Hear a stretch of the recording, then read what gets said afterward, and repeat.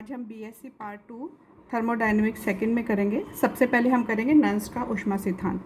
Nuns का ऊष्मा सिद्धांत जो है ये एंट्रोपी चेंज परम शून्य ताप पे के किस तरह से होता है इससे संबंधित है। नन्स का ऊष्मा सिद्धांत करने से पहले सबसे पहले हम लिखेंगे समीकरण जो कि गिब्स हेल्महोल्ट्ज़ इक्वेशन है। तो गिब्स हेल्महोल्ट्ज़ इक्वेशन से हमारे पास है delta G is equal to delta H plus T delta G upon d T.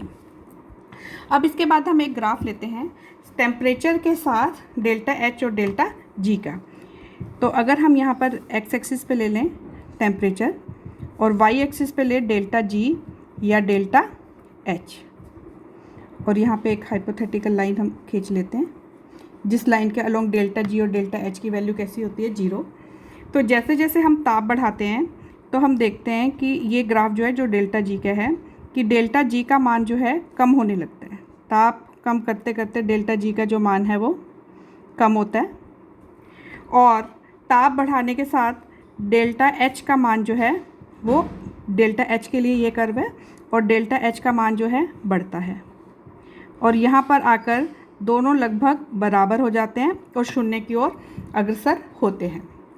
तो अगर हम इस इक्वेशन में ये डिराइव करें तो देखते हैं कि यहाँ से इस हेल्महोल्ट्ज़ इक्वेशन से लें तो हमारे पास आ जाएगा delta G minus delta H is equal to T del G upon del T. और हमने अभी यहाँ पर देखा कि अगर हम परम शून्य ताप की ओर अग्रसर होते हैं तो डेल्टा जी और डेल्टा एच का मान जो है वो बराबर होने लगता है। तो यहाँ से हम लिख सकते हैं लिमिट टी एक्सटेंड्स टू 0, यानी टी का मान लगभग 0 के बराबर होने वाला होता है लेकिन 0 होता नहीं है।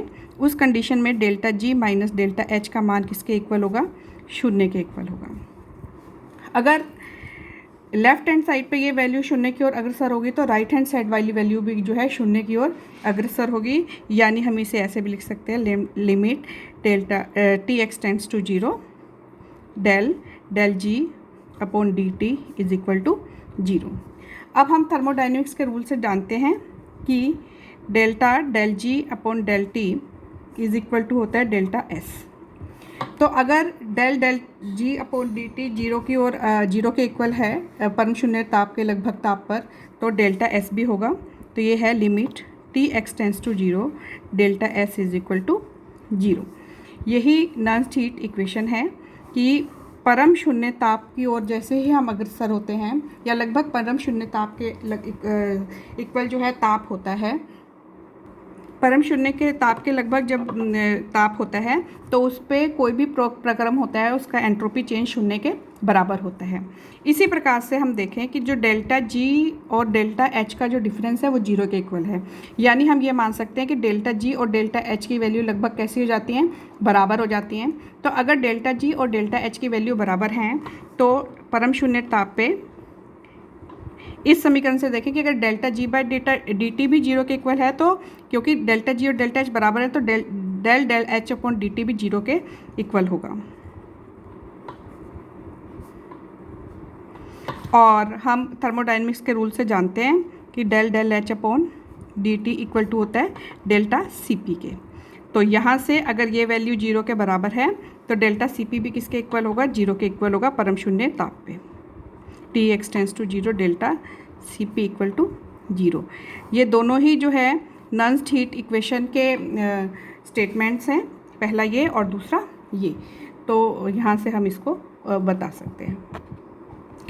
तो यहाँ से हम नन्स ऊष्मा समीकरण का स्टेटमेंट दे सकते हैं कि किसी संघनन तंत्र के ताप को क्रमशः परम शून्य ताप 0 केल्विन तक कम करने पर del d by d T का कांस्टेंट प्रेशर पर मान क्रमागत रूप से घटते हुए 0 की ओर अग्रसर होता है।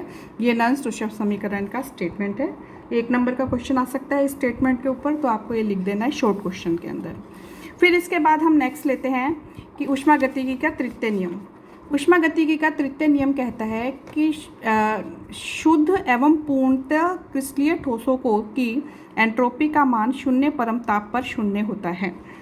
यहाँ पर नन्स ऊष्मा की समीकरण और ऊष्मागतिकी के तृतीय नियम में ये डिफरेंस है कि यहाँ पर हमने डेल्टा एस की वैल्यू की थी कि लगभग 0 के बराबर होती है, जबकि ऊष्मागति का नियम कहता है कि कोई शुद्ध का मतलब कि जो अगर मान लो कोई भी क्रिस्टल लिया उसमें किसी दूसरा क्रिस्टल का एडिशन नहीं होना चाहिए, 100% वही क्रिस्टल होना चाहिए। जैसे मान लो मैंने Fe2O3 लिया तो उसमें 100% Fe2O3 होना चाहिए, किसी और दूसरे और या किसी दूसरे क्रिस्टल के कोई भी ट्रेसेस नहीं होने चाहिए।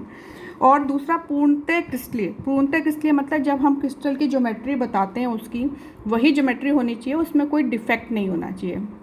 डिफेक्ट जैसे हम पढ़ते हैं ना, कोई फ्रैंकल डिफेक्ट, शॉर्ट की डिफेक्ट या किसी दूसरे तरह के जो डिफेक्ट्स होते हैं उसमें कोई भी डिफेक्ट नहीं होना चाहिए। 100% जब क्रिस्टलीय स्ट्रक्चर होगी और एकदम वो प्योर होगा, उस कंडीशन में परम शून्य ताप पर उसकी एंट्रोपी का मान शून्य होगा। ये ऊष्मागतिकी का तृतीय नियम है। ऊष्मागतिकी के तृतीय नियम की स्टेटमेंट पे भी 1 नंबर का क्वेश्चन आता है। अब अगर ऊष्मागतिकी के तृतीय नियम का जो है मैथमेटिकल स्टेटमेंट लिखें तो वो होगा limit T extends to 0 S0 is equal to G. पहले हम डेल्टा एस लिखते थे, यहाँ पे एस लिखेंगे क्योंकि वो कहते हैं एंट्रोपी ही शून्य हो जाती है परम शून्य ताप पे। अब हम अगर इसका छोटा सा डेरिवेशन देखें तो हमें पता है d S is equal to होता है CP/T dt। अब हम इसको जो है 0 से T लिमिट के बीच में, 0 से के बीच में इंटीग्रेट करें तो ये आ जाएगा 0 से T CP/T dt, और ये आ जाएगा इसका इंटीग्रेशन करने पे S और लिमिट 0 से T, ये हो जाएगा 0 से T CP/T dt।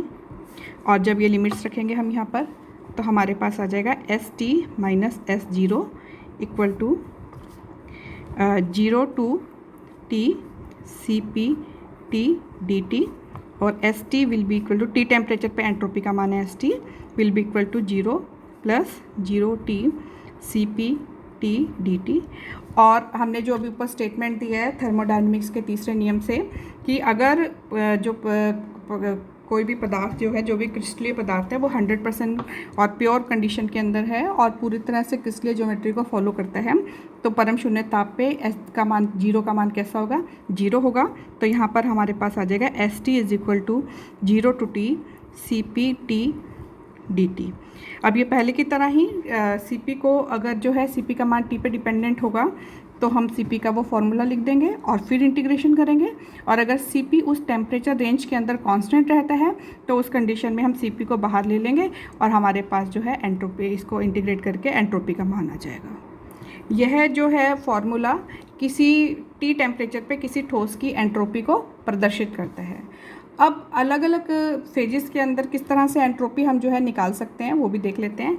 अगर कोई पदार्थ द्रव है और उसका जो है द्रव पदार्थ की हमें एंट्रोपी निकालनी है थर्मोडायनेमिक्स के 3rd रूल से, तो द्रव की एंट्रोपी,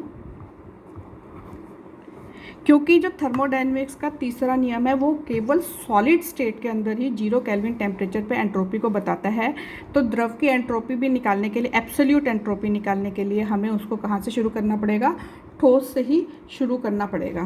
तो यहाँ पर द्रव की एंट्रोपी होगी पहले 0 केल्विन वाले ताप से उसके मेल्टिंग पॉइंट तक एंट्रोपी का मान, मेल्टिंग पॉइंट तक वो ठोस रूप के अंदर ही रहता है। फिर जैसे ही वो मेल्टिंग पॉइंट पे आता है तो ठोस पिघल के किस में चेंज होने लगता है, द्रव में, और उस टाइम पर उसका जो टेम्परेचर है कांस्टेंट रहता है, और उस समय जो उसके जब तक वो पूरे द्रव में नहीं बदलता उसका टेम्परेचर कांस्टेंट ही रहता है, और उसको जो ऊष्मा दी जाती है वो उसके अवस्था परिवर्तन में प्रयुक्त होती है, और इस ऊष्मा को हम कहते हैं गलन की गुप्त ऊष्मा। तो फिर वो उसके बाद जो है मेल्टिंग पॉइंट पर उसको गलन की गुप्त ऊष्मा के बराबर ऊष्मा दी जाती है, ये एंट्रोपी का मान है उसका। फिर क्योंकि हमें T ताप पे द्रव की एंट्रोपी बतानी है, अब जैसे ही हम गलन की गुप्त ऊष्मा के बराबर ऊष्मा देंगे वो पूर्णतः किस रूप में आ गया, द्रव्य रूप में आ गया। द्रव रूप में आने के बाद भी उसका टेम्परेचर कितना, Tm, तो यहाँ से फिर जब द्रव में आएगा तो Tm से हम उसके T ताप पर जो है एंट्रोपी का मान निकालेंगे, तो ये एब्सोल्यूट एंट्रोपी आ जाएगी द्रव की। शुरू हमें करना पड़ेगा उसकी 0 केल्विन वाली सॉलिड फेज से। इसी तरह से अगर हम गैस की एंट्रोपी निकालना चाहें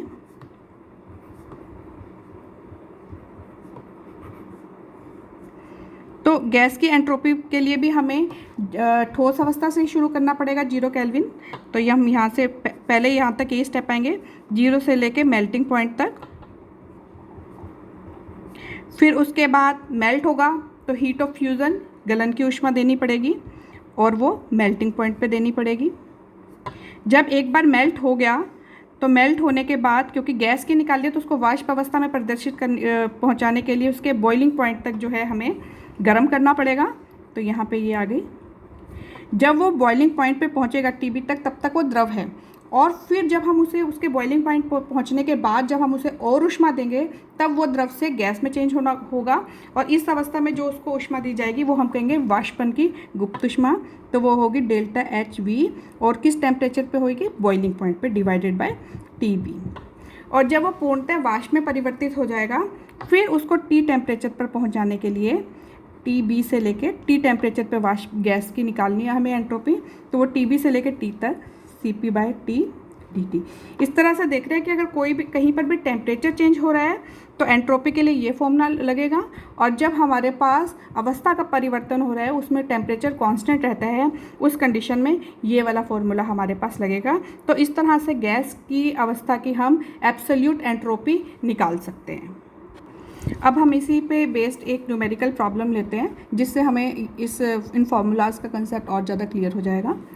एक हमारे पास है कि ये 100 डिग्री सेंटीग्रेड की 1 मोल जल वाष्प को 0 डिग्री सेंटीग्रेड की बर्फ़ बनाने में होने वाली एंट्रोपी परिवर्तन ज्ञात करना है।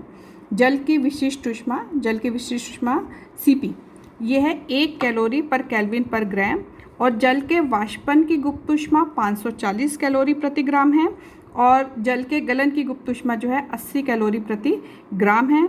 और यहाँ से जो CP है वो मोलर विशिष्ट ऊष्मा होती है। तो मोलर यहाँ पे क्योंकि ये दे रखा है 1 कैलोरी पर केल्विन पर ग्राम, तो हम इसको पर मोल में निकालेंगे क्योंकि जल के एक मोल में के जो है 18 ग्राम होते हैं, तो इसलिए 18 ग्राम की जो विशिष्ट ऊष्मा होगी हमारे पास वो उसकी मोलर विशिष्ट ऊष्मा होगी। तो इसलिए यहाँ पर प्रति 1 ग्राम की 1 कैलोरी है, तो 18 ग्राम की कितनी होगी? 18 होगी, क्योंकि 1 मोल में कितने ग्राम है उसके? 18 अणुभार के बराबर। तो यहाँ पर पहले हमने इसको जो CP है उसकी वैल्यू को किस में चेंज कर लिया? प्रति मोल के अंदर चेंज कर लिया है। अब अगर हम देखें कि इसमें कौन कौन से प्रोसेस हो रहे हैं, क्योंकि जल वाष्प है तो जल वाष्प पहले 100 डिग्री सेंटीग्रेड पे जल वाष्प है, तो 100 डिग्री सेंटीग्रेड की जल वाष्प द्रव में चेंज होगी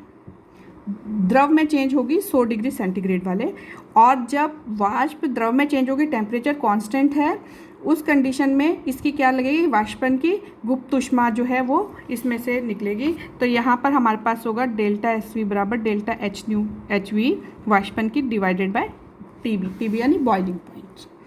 इसके बाद फिर जब ये जल बन गया है द्रव अवस्था में तो ये 0 डिग्री सेंटीग्रेड वाली जल अवस्था में परिवर्तित होगा, यानी 100 डिग्री सेंटीग्रेड पे जल है तो वो 0 डिग्री सेंटीग्रेड वाली जल अवस्था में चेंज होगा, यानी इसमें जो डेल्टा S2 की वैल्यू होगी 373 केल्विन से 273 केल्विन टेम्परेचर तक, और फॉर्मूला लगेगा CP by T d T.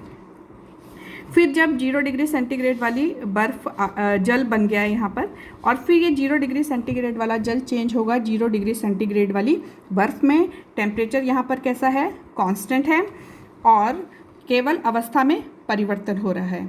तो जब अवस्था में परिवर्तन होगा तो यहाँ पर हमारे पास फॉर्मूला आएगा गलन की गुप्त ऊष्मा का। तो यहाँ पे डेल्टा S3 बराबर होगा delta HF divided by TM यानी मेल्टिंग पॉइंट। अब अगर हम देखें कि इस पूरे प्रोसेस में जो एंट्रोपी चेंज होगा वो किसके इक्वल होगा? Delta S is equal to delta S1 plus delta S2 plus delta S3, और डेल्टा S1, S2 और S3 की वैल्यू जो ऊपर तीनों फार्मूले हमने दिए थे उनसे यहाँ पर तीनों फार्मूले लिख लेते हैं। अब लिख के इसके अंदर ऊपर से वैल्यू लेते हैं तो हमारे पास, और ये नेगेटिव है क्योंकि जब कोई भी चीज़ ठंडी होती है तो वो अपने में से ऊष्मा रिलीज़ करती है, इसलिए इन सब के आगे माइनस साइन लगाया है। तो डेल्टा H न्यू हमारे पास 540 था और उसको 373 से डिवाइड करेंगे। CP की वैल्यू हमारे पास 89 थी, लोग 373/273, और डेल्टा HF की वैल्यू हमारे पास थी 80 divided by 273 melting point of ice. यहाँ से जब अब इस पूरे न्यूमेरिकल को हम सॉल्व करते हैं तो हमारे पास ये वैल्यू आती है -26.06, 5.61, 5.27, और इन सब के जो है एडिशन के बाद हमारे पास फाइनल वैल्यू आ जाती है -36.94 कैलोरी पर डिग्री पर मोल। इस तरह से इस न्यूमेरिकल में टोटल हमारे पास एंट्रोपी चेंज आ जाता है।